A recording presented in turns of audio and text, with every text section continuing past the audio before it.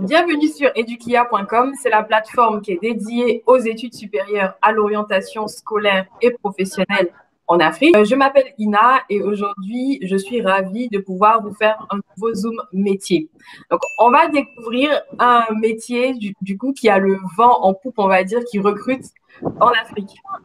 C'est une spécialité des ressources humaines et pour ce faire, on a le plaisir d'accueillir Michel, voilà, en Côte d'Ivoire, qui va nous parler Oui. du métier de recruteur. Donc déjà, merci beaucoup Michel d'être avec moi et du coup les internautes.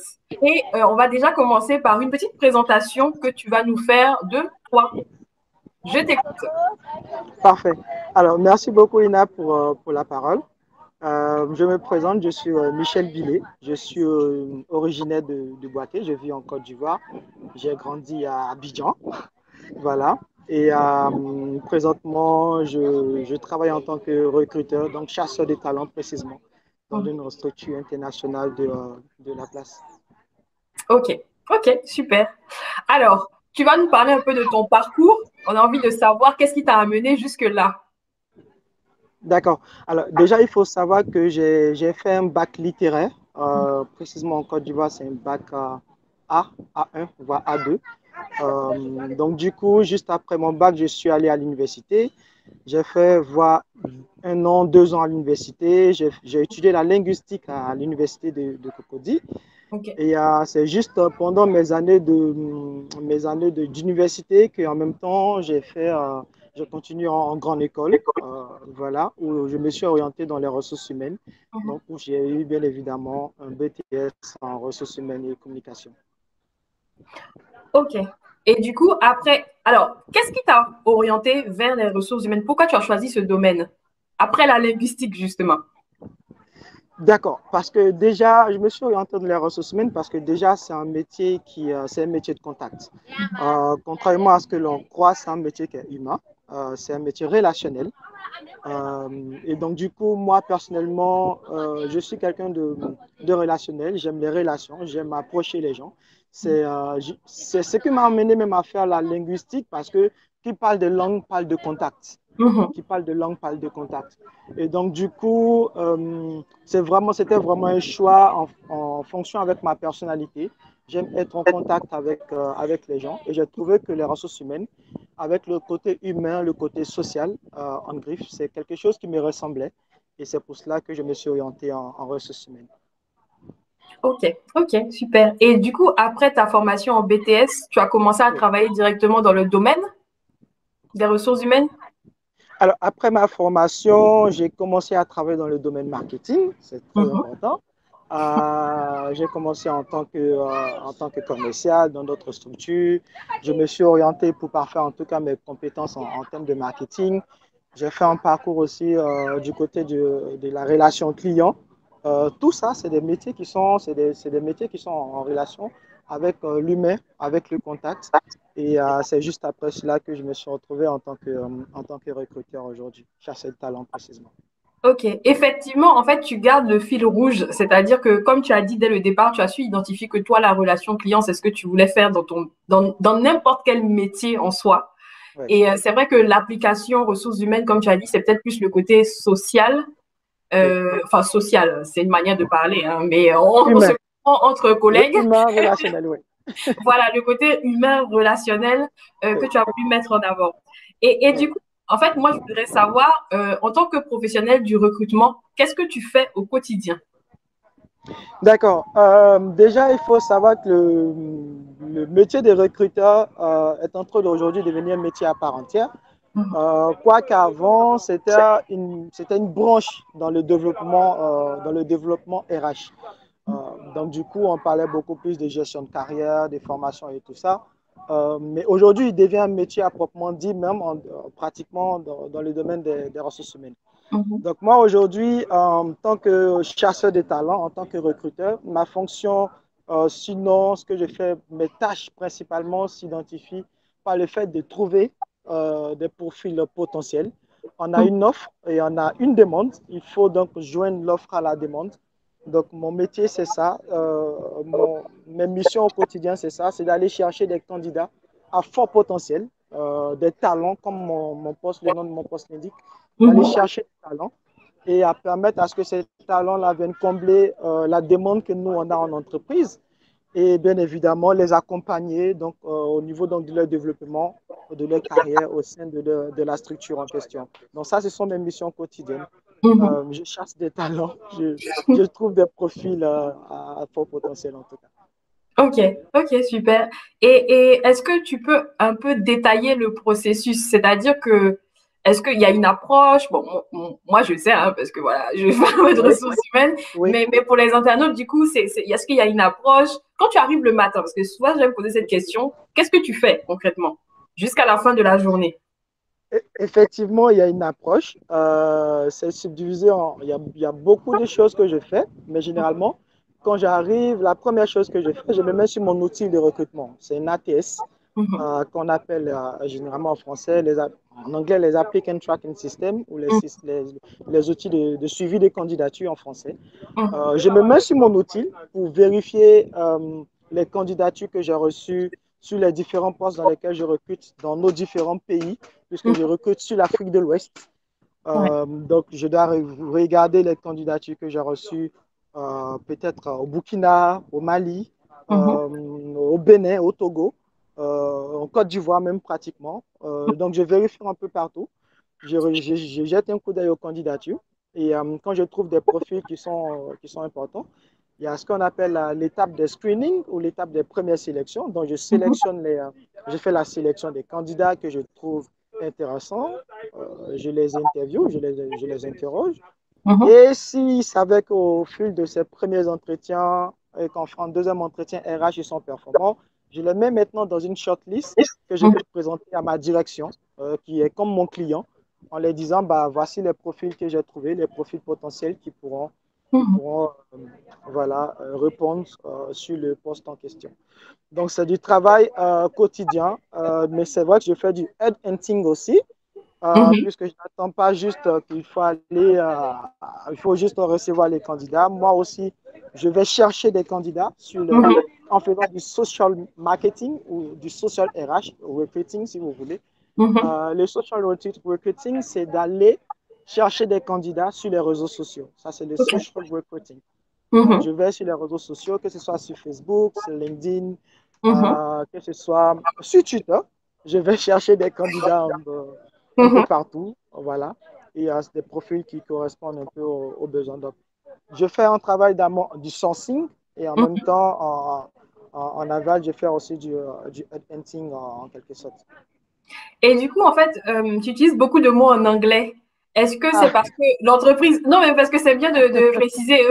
Est-ce que c'est oui. parce que l'entreprise pour laquelle tu travailles est implantée sur le marché anglophone, on te demande de travailler en anglais? Effectivement, les outils avec lesquels nous travaillons sont des outils anglophones, donc en Mhm, anglais. mhm, C'est une multinationale qui est née en Afrique, mais dans un pays anglophone. mhm, Donc, du coup, il faut être bilingue, parler français et anglais en même temps pour pouvoir. C'est arrivé que je recrutais sur l'Ouganda, sur le Kenya, en mhm, faisant des entretiens en anglais, pratiquement. Ils ne parlent pas français. mhm. Donc, oui, l'anglais, c'est une langue qu'on utilise beaucoup dans ma structure, que D'accord. j'utilise même beaucoup d'ailleurs dans mon métier Mhm, de recruteur. Il faut être polyvalent, effectivement. mhm. Et est-ce que justement cette compétence en anglais, tu l'attends aussi de la part des candidats? Après, ça dépend des types de profils sur lesquels, des types de postes, pardon, sur lesquels je recrute et le Mhm, type de profil que je recherche. Si je recherche, par exemple, un commercial pour une certaine tâche, une certaine zone, par exemple, où la zone n'existe pas forcément la pratique de l'anglais, pour moi, ce n'est pas un prérequis sur les postes. mhm, Par contre, si je cherche un commercial pour l'envoyer peut-être dans une zone ou sur des marchés où on n'a que des clients anglophones, à mhm. partir de ce moment, l'anglais devient un prérequis sur les postes. Et dans mon interview, je vais quand même checker que les candidats ont quand même un bon niveau d'anglais. Ok. Je demande ça parce que j'ai eu l'occasion effectivement de discuter avec d'autres personnes dans les ressources humaines et elles Oui, m'ont dit que les candidats qui parlaient l'anglais en Afrique sont recherchés et que c'est un peu une perle rare. Donc c'est aussi pour dire aux internautes effectivement. que les compétences en anglais, il faut les renforcer parce que ça peut Effectivement. vous distinguer dans la pléthore, on va dire, de CV qu'on reçoit en fait. Effectivement, effectivement. un candidat qui parle anglais, c'est toujours un plus. C'est toujours en plus parce que voilà, que ce soit sur des postes. Alors, nous, c'est vrai que nous sommes opticiens, donc l'entreprise est dans le domaine optique. Mais aujourd'hui, on peut croiser toutes sortes de clients aujourd'hui qui parlent anglais.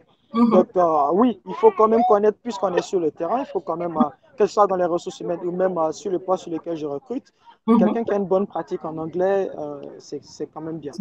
Ok. Et je voulais savoir, bon, toi en tant que recruteur, quelles sont j'appelle ça les perles. Quelles sont les choses que tu as vues où tu t'es dit, oh mon Dieu, c'est quoi cette candidature?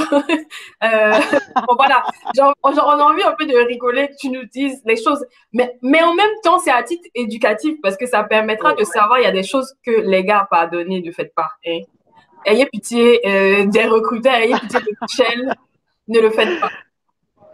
Mais c'est vrai que la plupart du temps où j'ai envie de dire on griffe, hein, où on en rit un peu, où on en voit un peu de toutes les couleurs, c'est sur les CV. Parfois, tu vois le CV de quelqu'un avec une photo, tu te dis, bon, à la limite, il a pris la photo comme un selfie avec un deux doigts ou quelque chose de ce genre, tu te dis, tu ne sais pas si c'est un CV ou si c'est une biographie, ou tu ne sais pas un peu trop ce que c'est au fait. Donc ça, c'est... C'est ce qu'on voit quotidiennement, des candidats qui prennent. C'est vrai que ça peut paraître léger, mais c'est des choses auxquelles on tient. Un candidat qui fait des photos un peu bizarres sur son CV, c'est pas toujours intéressant. Il faut faire une photo professionnelle correcte. Mais ça arrive également que parfois on retrouve plein de fautes dans les CV et on se dit, ou parfois même des candidats qui montent sur les CV. Ah oui, ça aussi c'est quelque chose que beaucoup de recruteurs n'aiment pas. Moi, je n'aime pas aussi. Parce que après, quand on les a en entretien, ils sont incapables de nous sortir ce qu'ils ont dit dans les CV. On se dit, ah mince, nous on a perdu du temps, 10 minutes, voire 15 minutes d'entretien. C'est vraiment du temps pour faire autre chose. Donc, on demande aux candidats de vraiment soigner les approches quand ils ont des interviews, à préparer bien les CV, préparer les speeches, bien préparer les présentations, etc.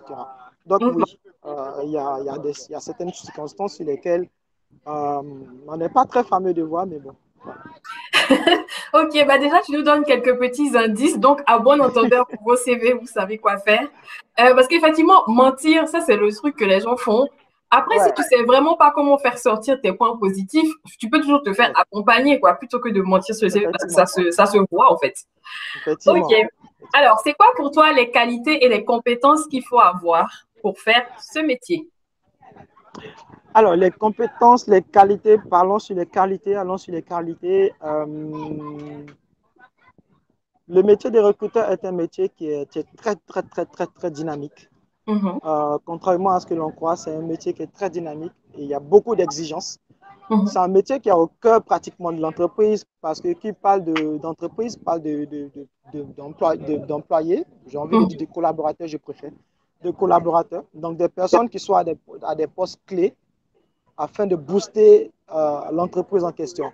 Donc en gros, si on a les mauvais candidats, on a les mauvais résultats et l'entreprise n'avance pas. Donc en termes de qualité pour exercer ce métier, il faut déjà de la dynamique, il faut être très rigoureux, mais il faut aussi beaucoup de, j'ai envie de dire, très, très, très, très méticuleux.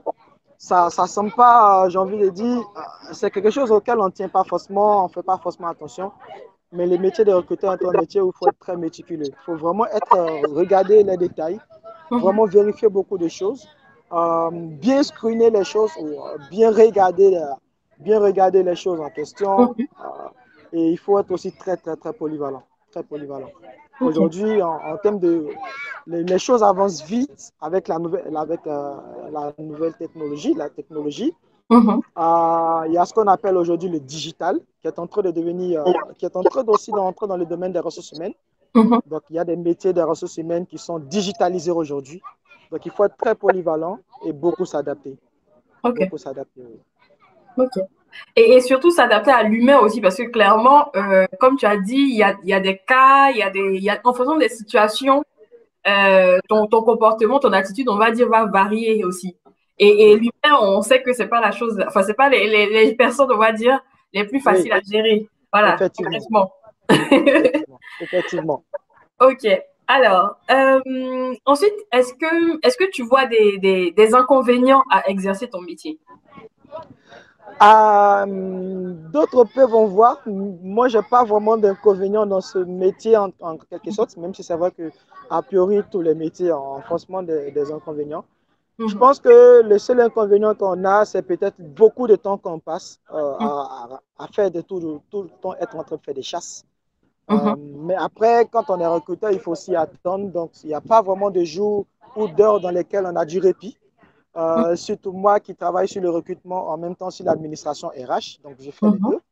Donc il faut vraiment être très organisé mhm. pour pouvoir bien définir ton temps tes timings de recrutement et tout ce qui va avec, et bien définir également tes timings de tout ce qui est gestion du personnel. Donc ça, c'est très, très, très important. Donc après, c'est vrai que j'ai pas vraiment d'inconvénients, à part que ça demande beaucoup de disponibilité beaucoup Mhm, de disponibilité. Parfois, on peut travailler, certains travaillent 8 heures de temps, nous, on peut travailler 10 heures de temps. mhm. Voilà, donc il faut être très disponible, réactif, très disponible et réactif. Ok, ok, je comprends. Est-ce qu'il y a quelque chose qui t'a surpris quand tu as commencé à exercer en ressources humaines, enfin, et particulièrement en recrutement? Quelque chose qui m'a surpris, pas vraiment, parce que je m'y attendais un peu, vu que c'est quelque chose qui me passionnait, qui me Mhm, passionne toujours. Je me sens dans mon élément quand je suis en train de recruter, mais quand je mhm, suis également aussi dans la gestion du personnel, discuter avec les personnes, avec les collaborateurs, comment les aider à monter en compétences, mhm, C'est quelque chose qui me plaît. Donc mhm. après, je ne suis pas forcément surpris par tout ce qu'on a à l'intérieur, même la gestion des conflits aussi, parce que oui, c'est des choses qui peuvent arriver. Il faut savoir gérer Alors, les conflits en entreprise. quels sont tes Quand il y a des conseils pour choses, ceux qui veulent le suivre la premier même voie que département toi? qui est Donc, indexé, surtout ce des sont les jeunes. ressources humaines.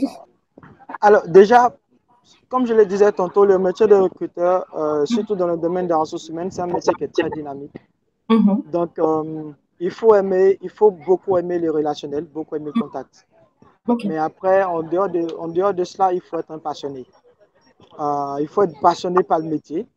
Tout comme quelqu'un qui est derrière son ordinateur en train de compter l'argent, je veux dire un comptable et autres et tout ça, Mhm, il est vraiment content de faire ça. Il peut le mhm, faire, c'est des gens qui généralement font 5 ans, 6 ans, 7 ans sur le poste sans vraiment s'ennuyer parce que mhm, c'est très dynamique. ok. Donc le métier de recruteur est pareil, surtout dans le domaine des ressources humaines, c'est pareil. Il Mhm, faut être un vrai passionné, sinon après, on ne trouve pas vraiment forcément du plaisir au bout d'un an, voire 2 ans, de continuer dans ce métier-là. Donc, il ok. faut être passionné et aimer beaucoup le relationnel et être très dynamique pour exercer ce métier. D'accord. Et en termes de... Alors, on va parler peut-être chiffres, hein. Oui, Supposons, je finis, que ce soit, comme tu as dit, le BTS ou un bac plus 3 ou même un 5 hein, en ressources oui, humaines et oui, que je peux m'orienter vers les ressources humaines. Alors, oui. combien, bon, vraiment c'est une fourchette hein, parce que voilà, chacun a un peu son avis sur la question. Combien est-ce que je peux demander financièrement en francs CFA pour être dans la fourchette de salaire qui correspond au métier? Oui, en termes de fourchette pour un débutant, donc quelqu'un qui sort de l'école, qui a un bac plus 2 par exemple, ou bien un bac plus Mhm, 3 plus 4 plus 5 etc., qui débute dans la fonction, il faut estimer entre 250 000 francs CFA net par mhm, mois mhm. et 350 max pour un débutant, je vais dire en tout cas dans la fonction. Ok.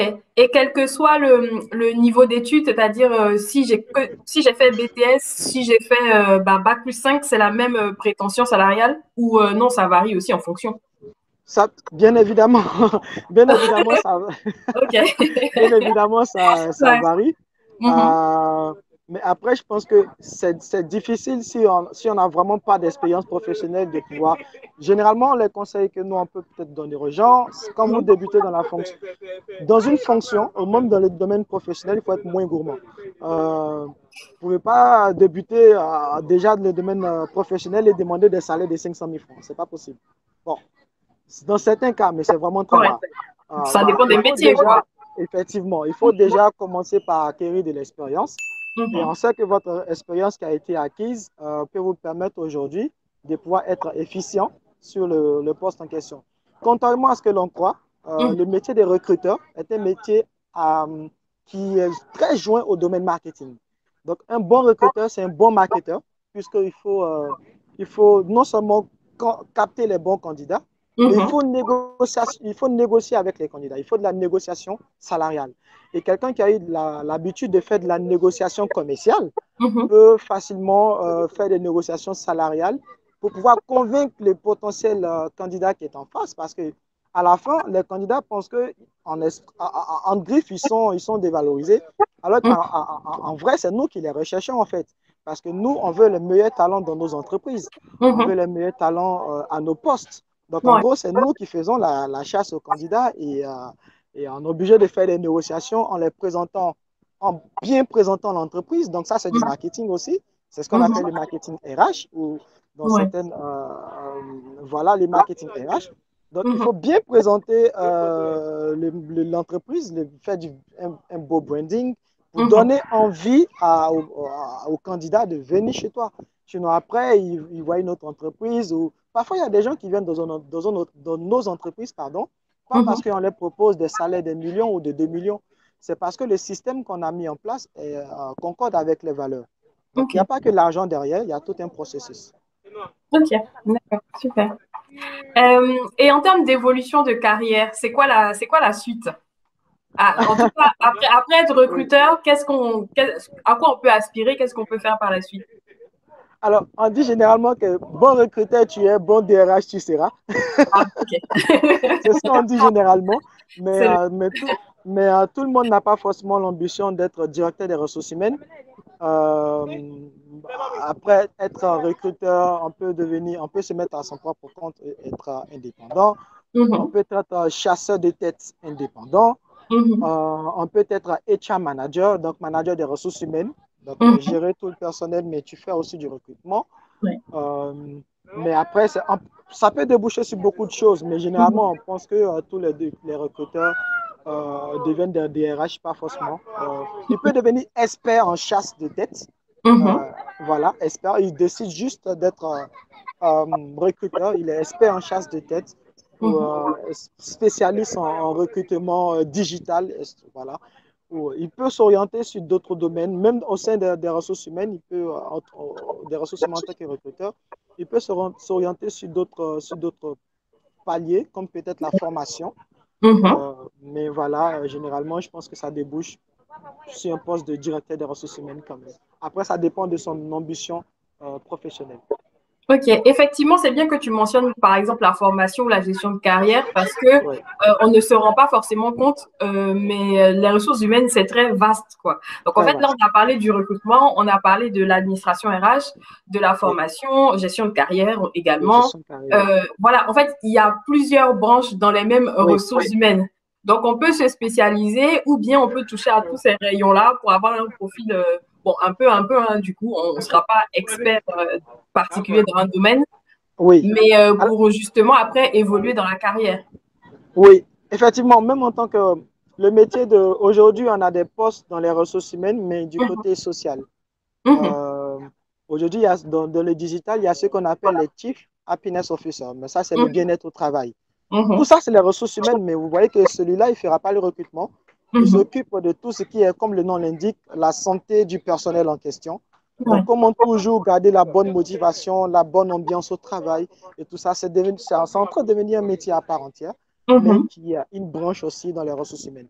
Si c'est quelque chose qui passionne la personne, le bien-être des autres, la bonne collaboration, la bonne ambiance et tout ça, cette personne peut s'orienter vers le côté bien-être au travail des ressources humaines.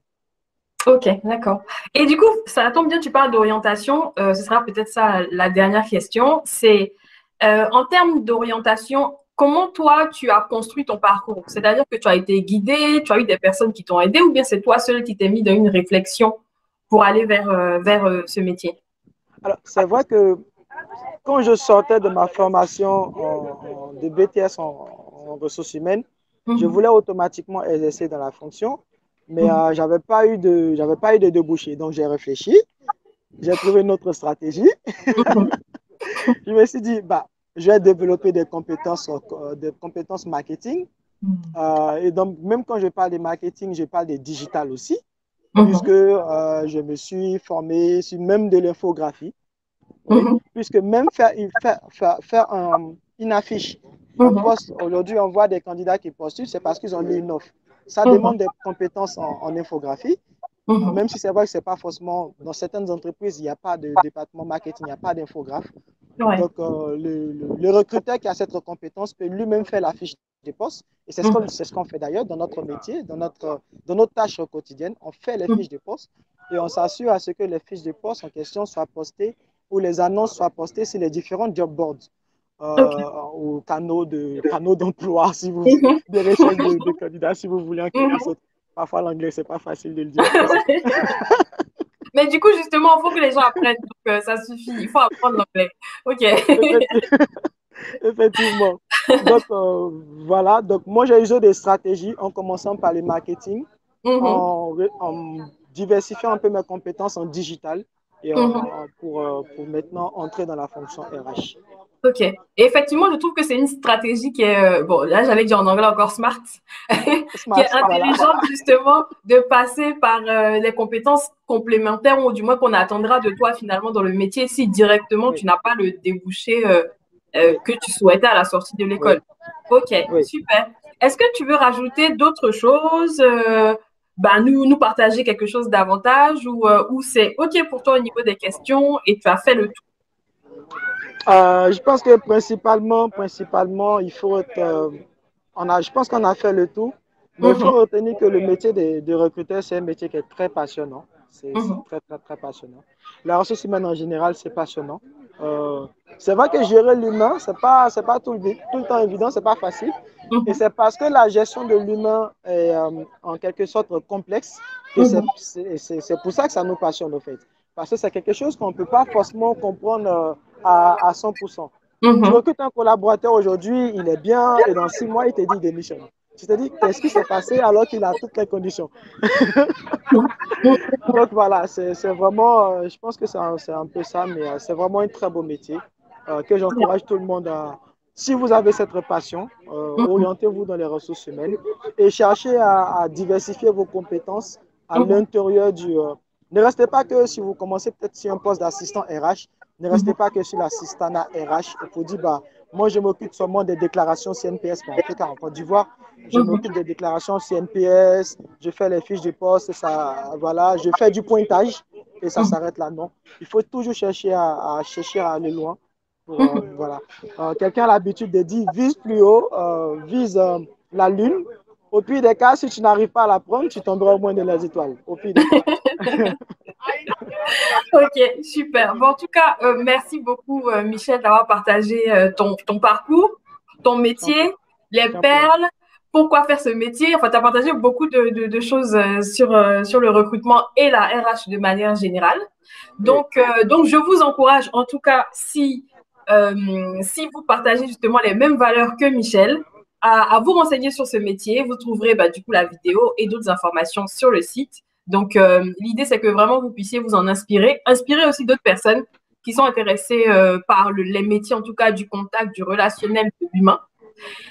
Et puis aussi, n'oubliez pas que si vous voulez être accompagné dans tout ce qui est orientation scolaire professionnelle, c'est un service que Edukia propose.